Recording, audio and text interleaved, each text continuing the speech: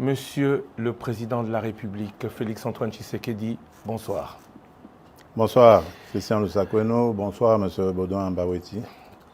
Merci d'avoir accepté de nous accorder de votre précieux temps, votre séjour annoncé comme médical. Alors, on entre dans le vif du sujet. Vous êtes parti de Kinshasa un peu à la surprise générale. Votre service de communication a annoncé quelques problèmes médicaux. Comment allez-vous ? Très bien, je crois que ça se voit. Je vais très bien. En fait, j'ai tout simplement fait accepter une prise en charge de mon premier médecin de 2022 que j'avais invité à Kinshasa parce que je ne voulais pas bouger de Kinshasa, même s'il devait y avoir une intervention chirurgicale. Et donc, en le faisant venir, il a apprécié évidemment le matériel que nous avons à l'hôpital du Kantiachi, mais il a préféré, pour être sûr et couvert par ses assurances, que je vienne ici moi-même et qu'il examine cela. Ce que j'ai fait.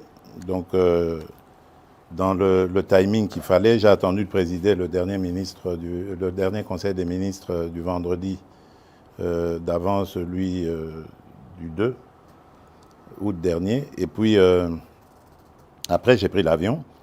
Les examens se sont très bien passés et je devais observer un petit moment de convalescence pour pouvoir retourner. Et là, je suis en forme et prêt à revenir aux affaires. Monsieur le Président, quand comptez-vous rentrer au pays exactement? Bon, le plus tôt possible. Vous le saurez très, très bientôt. Vous êtes totalement rétabli donc? Totalement, mais je vous le dis, je suis d'attaque à nouveau. Donc vous le saurez très, très bientôt. Je suis prêt à rentrer le plus tôt possible. Alors vous allez rentrer dans un pays où le dollar est en hausse. Permettez-nous de parler un peu de la situation actuelle de notre pays. Dollar en hausse, pouvoir d'achat en baisse. Que fait le président de la République, candidat élu il y a 8 mois aujourd'hui, réélu président de la République? Qu'en dit-il? Il se solidarise évidemment avec la population. Je sais que ça fait partie d'un de mes engagements, celui de réduire le pouvoir d'achat.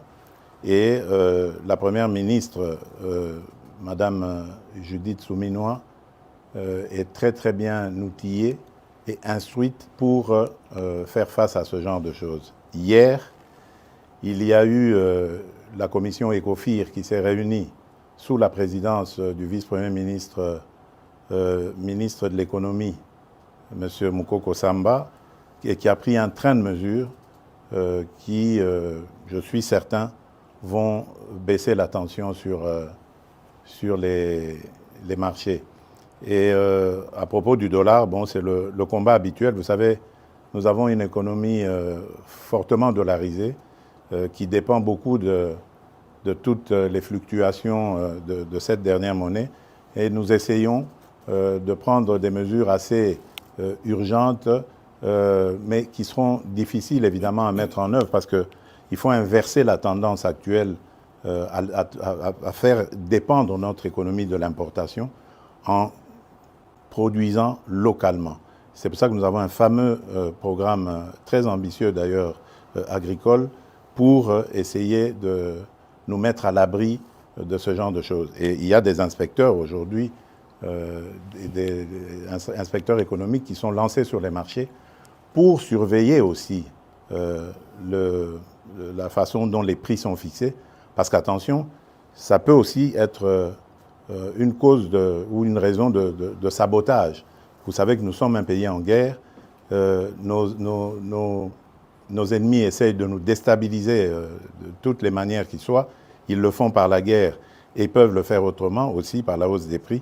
Ennemis internes et externes, j'entends, parce que beaucoup de ceux qui nous combattent à l'intérieur sont passés par les affaires dans ce pays, détiennent beaucoup de mécanismes pour jouer aussi sur les prix. Donc c'est un combat en permanence. Moi, ce que je veux dire à nos compatriotes, c'est que ça fait partie de mes 6 engagements. Qu'ils ne me jugent pas maintenant. Nous venons à peine de nous installer. Vous avez vu tout ce remue-ménage qu'il y a eu depuis les élections. Le gouvernement souminois ne vient vraiment que de prendre les choses en main, qu'il continue à nous faire confiance ils m'ont fait confiance le 20 décembre 2023, eh bien, qu'ils continuent à me faire confiance. Je respecterai mes 6 engagements jusqu'au dernier.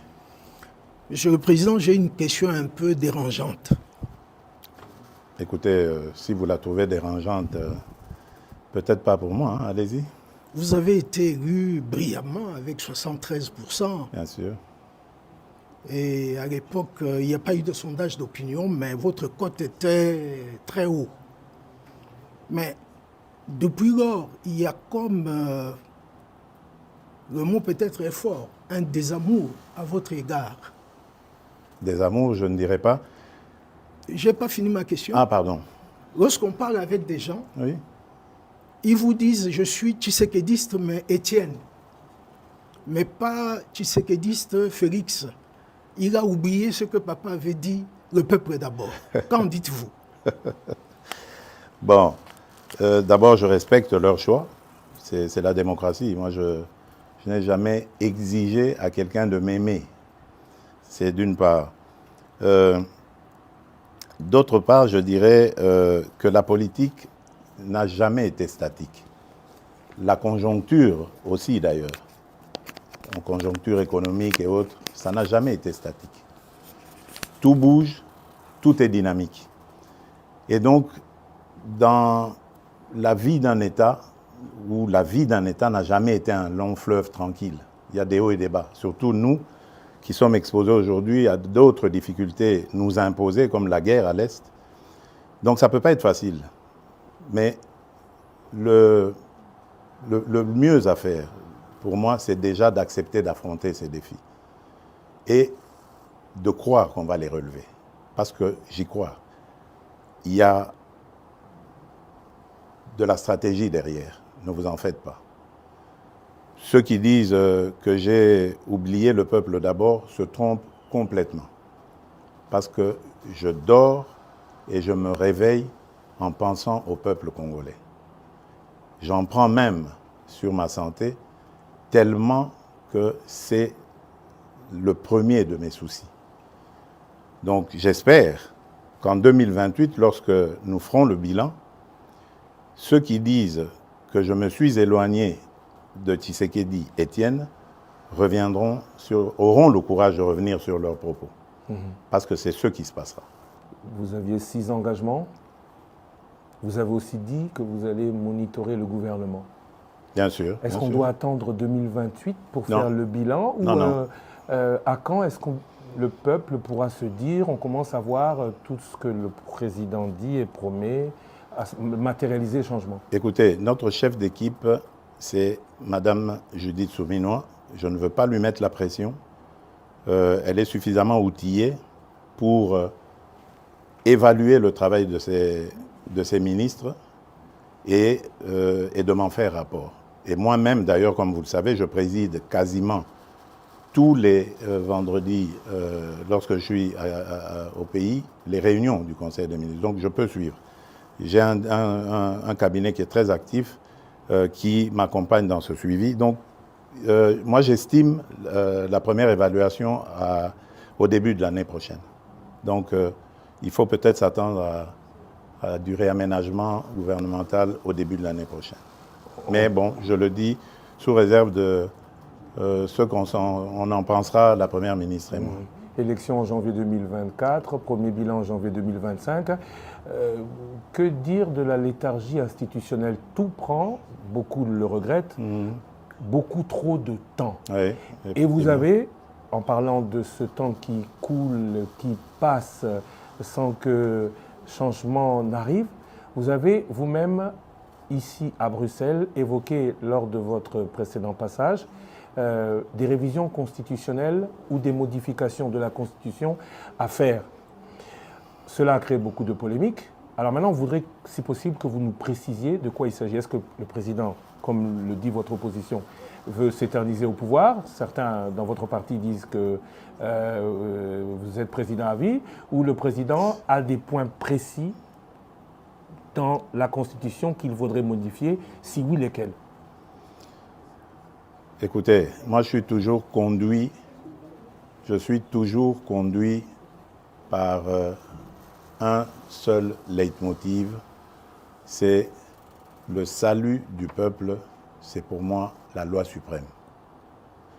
Lorsque j'évoque des modifications que je juge utiles pour la bonne marche de la nation, du pays, je me préoccupe très peu de la polémique.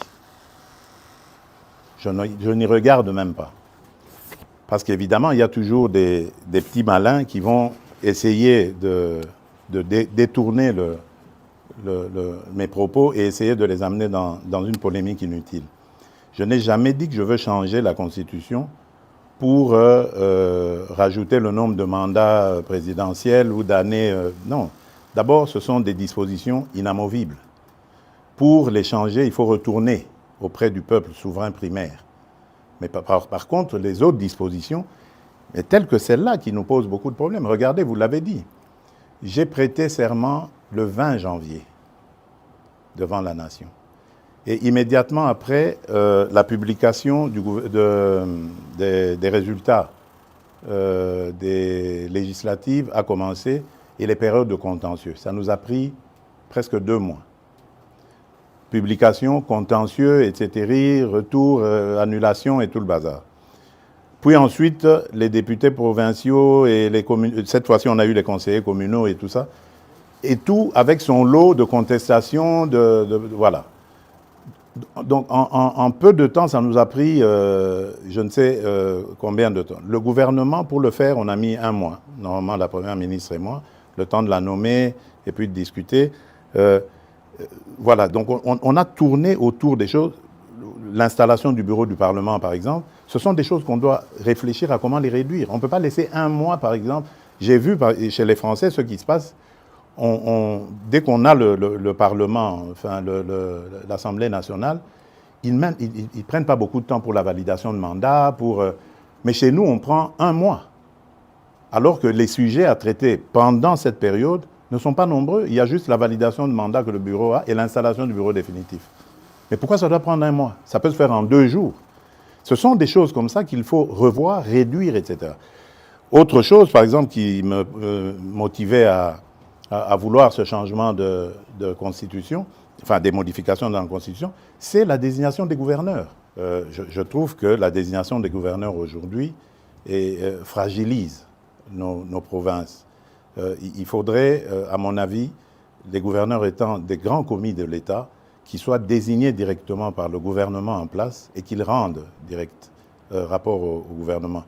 Les sanctions, on peut imaginer comment les prendre en cas de dérapage, mais lorsqu'on laisse à la vindicte des parlementaires provinciaux, des députés provinciaux, la gestion comme ça des gouverneurs, moi je crois qu'on a un problème encore de culture politique au Congo.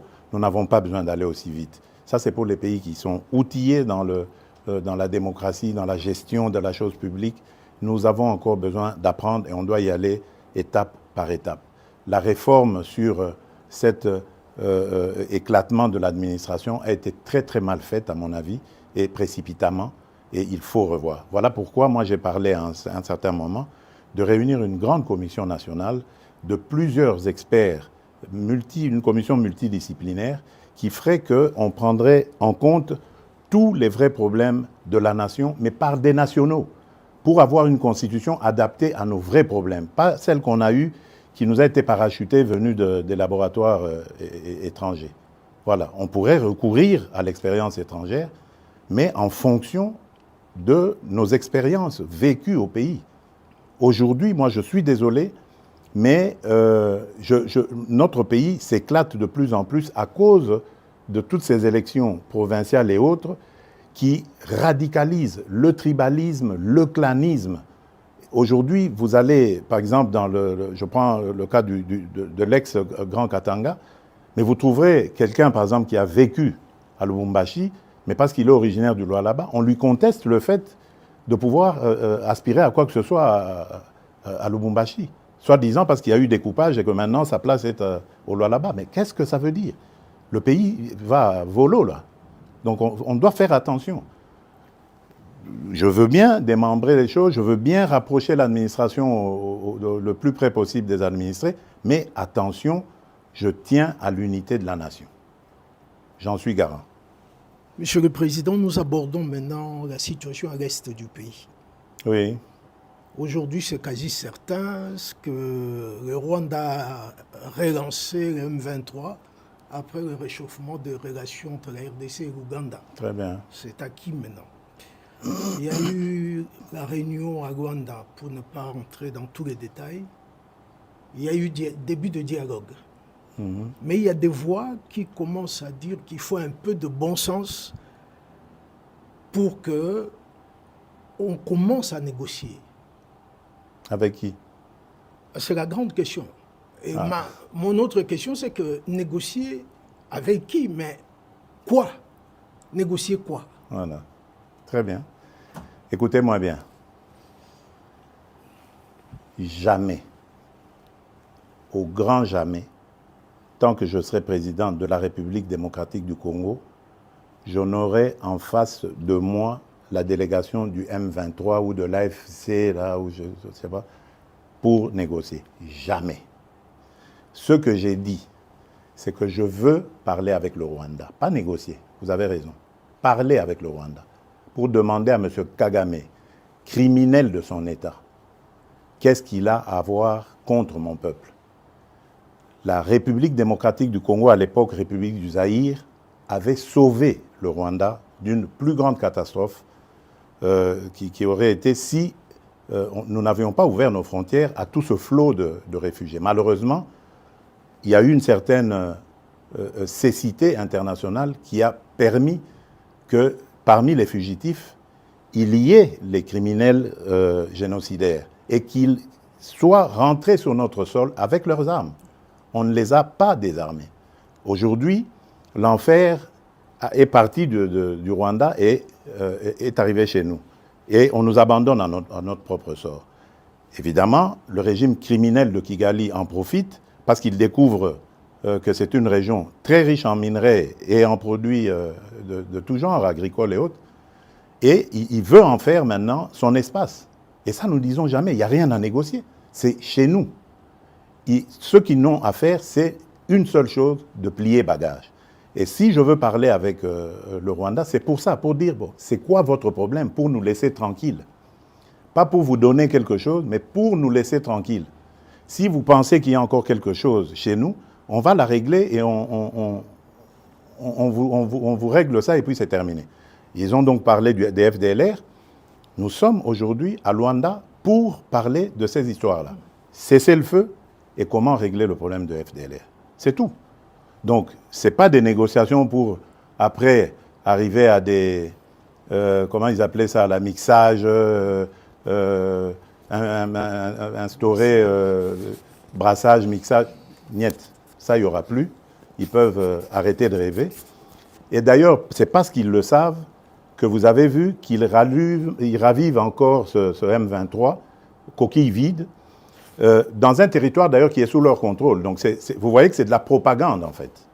Ils veulent faire croire que, d'abord ils font cette comédie, ils font dire au M23 qu'ils ne se sentent pas concernés par Luanda, alors que tout le monde sait que c'est Kigali qui les pilote. Ensuite, ils les ravivent un peu pour dire, vous voyez, nous sommes capables de reprendre les armes. OK. Nous savons et nous sommes inscrits dans le processus de Luanda.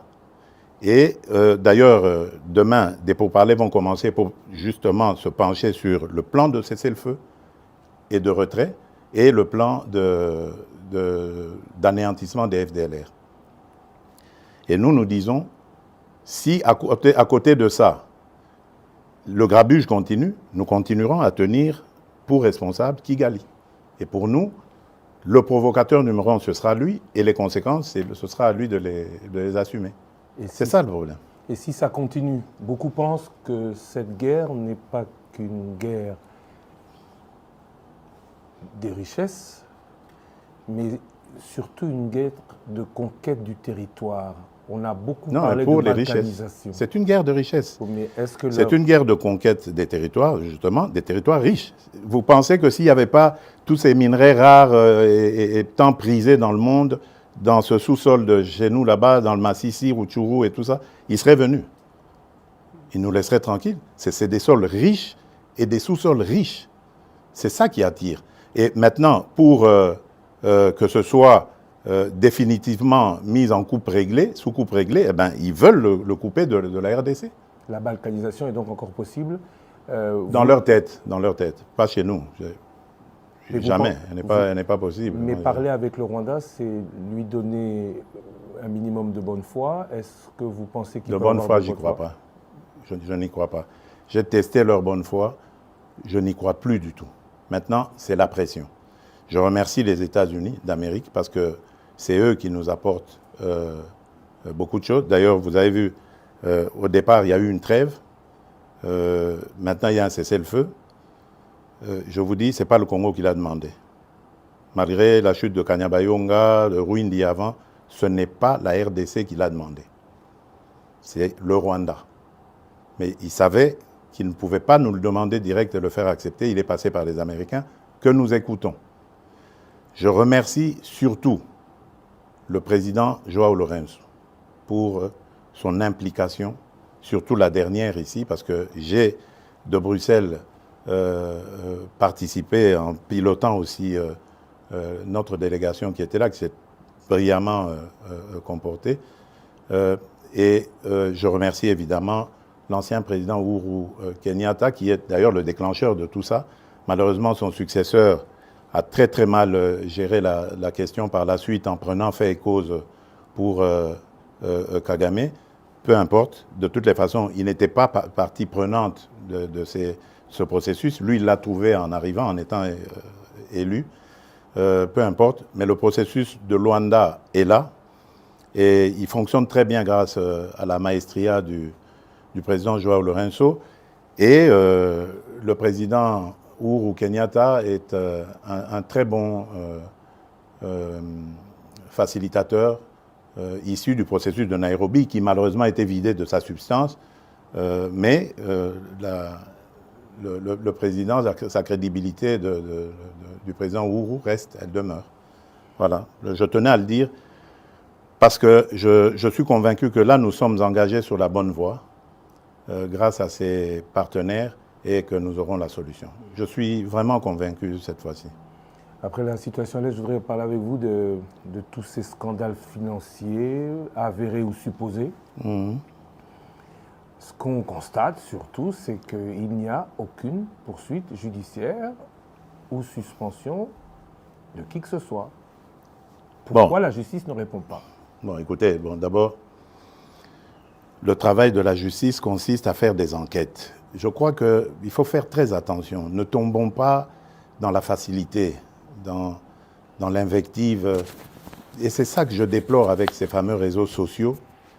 Parce qu'on peut, comme ça, à cause des réseaux sociaux, vous défaire l'honneur et la dignité d'un individu. Moi, je tiens beaucoup à ces choses-là. Vous ne me verrez jamais humilier quelqu'un, même si c'est mon pire des ennemis. Je n'aime pas ça. J'ai toujours un brin de respect pour la personne. Or, les réseaux sociaux, ce n'est plus ça. Il suffit qu'on cite votre nom, Lusaku et nos voleurs, ça y est. Si c'est bien mis en place, ça y est, vous êtes condamné, c'est terminé. Donc, laissez à la justice le soin de faire son travail. Mais j'aimerais dire quelque chose à propos de toutes ces affaires. Mais moi, je m'en réjouis. Je m'en réjouis parce que ça n'existait pas dans ce pays-là. Pourtant, des affaires, il y en a. Dans les casseroles, là. Et là, je suis déterminé. Vous avez vu le ministre qui est là, il a cette mission. On va ouvrir les placards et on va sortir les cadavres des placards pour montrer que ce pays a été trahi, pillé et volé plus que jamais vous pouvez imaginer avant moi. Aujourd'hui, au moins, nous avons des gens qui dénoncent. C'est déjà ça. Ça veut dire que la corruption avait vraiment été une seconde nature dans ce pays. Donc ne vous en faites pas. Réjouissez-vous quand vous entendez ces choses-là. Malheureusement, c'est récupéré par les réseaux et c'est ça qui désoriente un peu l'opinion, parce qu'il faut laisser la justice sereine. Vous savez qu'elle est déjà malade. On est en train de travailler à la remettre en place. Donc il faut lui laisser le temps de faire son travail. On va leur donner encore plus de moyens de travail pour que la justice soit dite. Parce que, attention, on a affaire à parfois des chefs de famille, on a affaire à des gens qui tiennent à leur dignité. On ne peut pas la jeter en pâture comme ça en disant, voilà, ça y est, il est voleur. Non, prenez votre patience. Jamais justice n'a été expéditive. Regardez, dans nos pays à tradition démocratique ici, il y a des procès qui durent 10 ans, 15 ans de corruption. Mais pourquoi est-ce que vous voulez que, parce qu'un nom a été cité, le lendemain, il doit être condamné? Mais non. Il faut lui donner les moyens de sa défense et voir comment ça va se passer. Monsieur le Président, vous avez cité le ministre de la Justice sans le citer.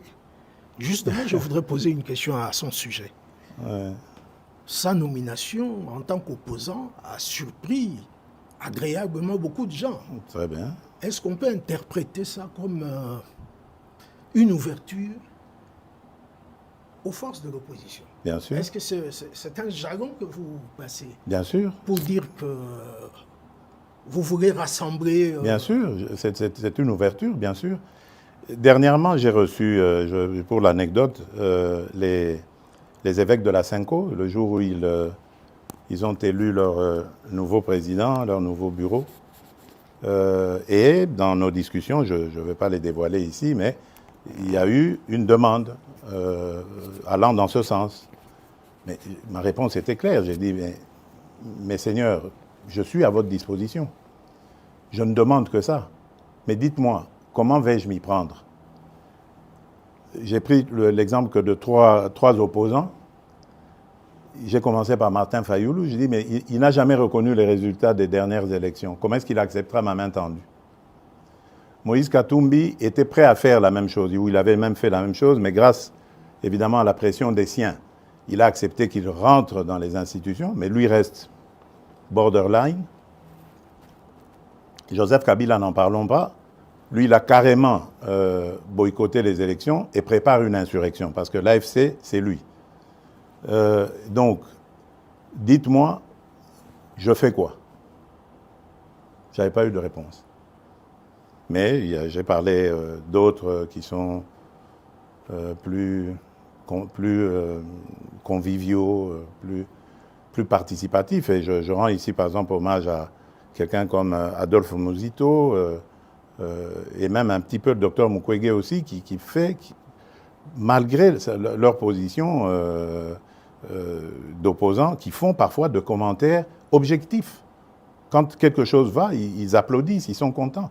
Le docteur Mukwege avait reçu une délégation du FONAREV encourageant, promettant de s'impliquer dans le combat du FONAREV, qui n'a rien à voir avec la politique. Ce sont nos victimes que nous voulons aider. Ce sont ces monstruosités que nous ne voulons plus revoir dans notre pays. Voilà un patriote qui se dit, au-delà de mes penchants politiques, j'y vais.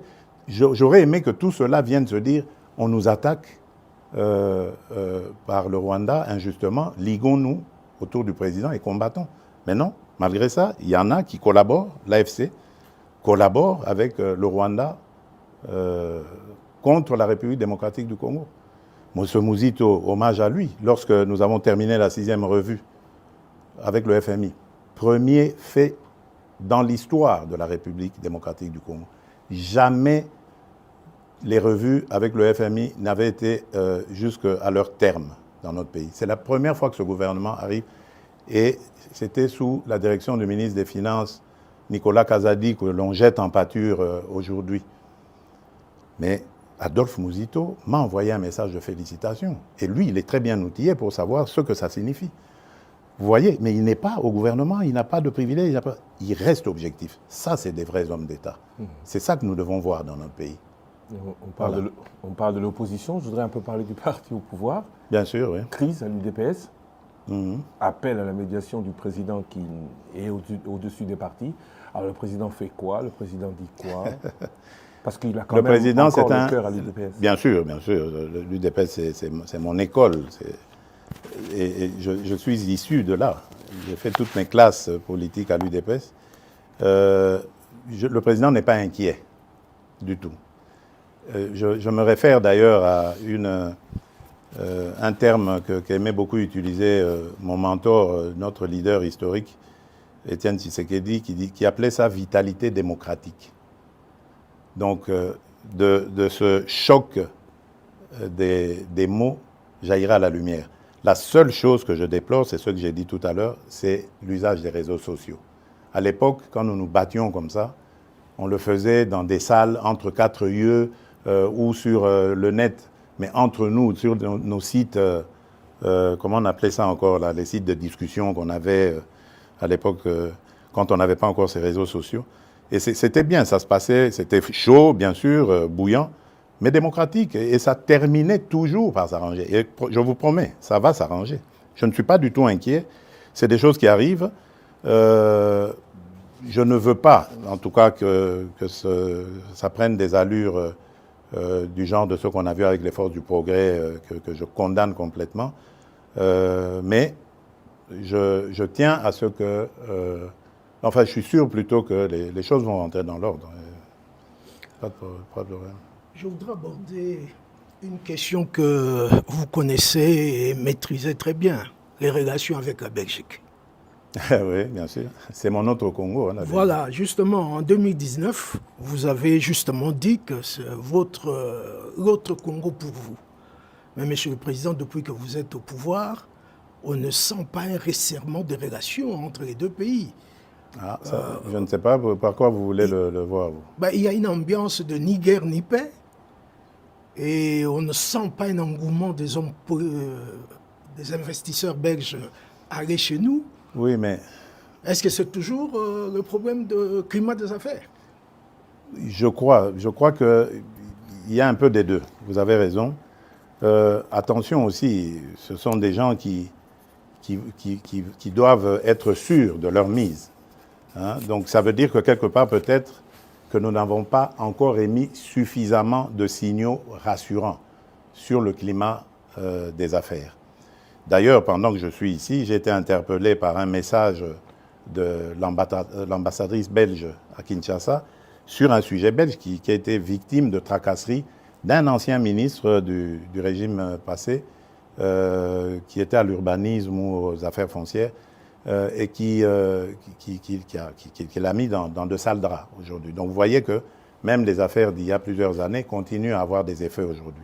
Donc nous avons peut-être un travail, et si celui-là, ce monsieur belge, vient en parler à ses amis ici, ils vont mettre la pelade douce avant d'y aller. Il y a de l'attrait, on sent que les choses bougent, mais je crois que de part et d'autre, il faut faire des efforts, surtout se rassurer. Ça, c'est d'une part. D'autre part, attention, il y a aussi une réalité en Belgique. La Belgique, il ne faut plus la voir comme l'ancienne Belgique qui était, qu'ils appelaient eux-mêmes la Belgique de papa. La Belgique, aujourd'hui, elle s'est très fortement communautarisée, et même dans leur système d'exportation, de business, de commerce avec l'étranger, ils le font plus par des communautés. Donc c'est à nous aussi d'adapter notre diplomatie à ce niveau-là. Et je suis en train même de réfléchir à voir comment, avec nos compatriotes de la diaspora, avoir des diplomates qui parlent très bien le néerlandais, qui parlent très bien le français, qui parlent bien l'allemand pour la région germanophone, et qui se mettent en contact justement avec ces gouvernements communautaires pour voir les rapprocher les uns après les autres. Donc il y a un travail complet à faire. Mais quant aux relations, je vous rassure, elles sont excellentes. Il ne se passe pas, je dirais, 6 mois sans, par exemple, que le roi des Belges et moi nous passions un coup de fil. D'ailleurs, nous avons un rendez-vous programmé déjà pour septembre prochain ici en Belgique. Donc ça se passe très bien. Au niveau du gouvernement, même chose. Celui que j'appelais affectueusement mon cousin, Alexander De Croo, nous ne rations aucune occasion pour nous appeler. Et même à chaque fois qu'on se retrouvait à l'Assemblée générale des Nations unies, la Belgique, la représentation de la Belgique organisait toujours un petit déjeuner, ou un déjeuner même d'ailleurs, auquel nous parlions de nos problèmes. Donc ça va, vraiment dans l'ensemble ça va. Et j'y tiens, je tiens vraiment encore à améliorer cette relation. Mais comme j'ai dit, nous devons faire des efforts de part et d'autre. Attention, le Congo, c'est vrai, c'est une très belle femme, très attirante, mais en même temps aussi très convoitée et peut-être pas très présentable encore. Donc nous devons soigner sa présentation. Monsieur le Président, merci beaucoup. Merci Odoamba Wechi du site Internet Congo Indépendant d'avoir été avec nous aujourd'hui pour cette émission exclusive. Merci à vous. Bon retour. Soki Okoye Bisso, il faut quand même qu'on termine en lingala pour les Congolais qui nous suivent, même si le lingala de M. Ambawichi est peut-être un peu mieux élaboré que moi, encore que j'en Moi, doute. je crois que oui. Vous rentrez aux Ozonga, Kinshasa, Kisangani vous a attendu. Est-ce qu'on va vous y voir? Vous aviez dit l'intérieur du pays, vous allez beaucoup pratiquer pendant ce deuxième mandat. Quel est votre programme une fois de retour au pays?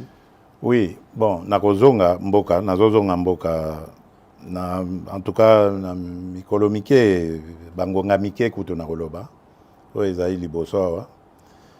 Kisangani nakozonga, po nalingaki kutu na sacrifier likambo ya santé, po nakende Kisangani nazana le 2 août, mais nzoto nde esengaki abandon.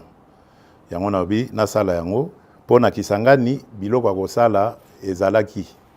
Aéroport à Bamboka, centrale électrique, na solaki déjà na DG à SNEL, na lingi, likambo centrale électrique wanesila, na kokite lango, na kende kotala.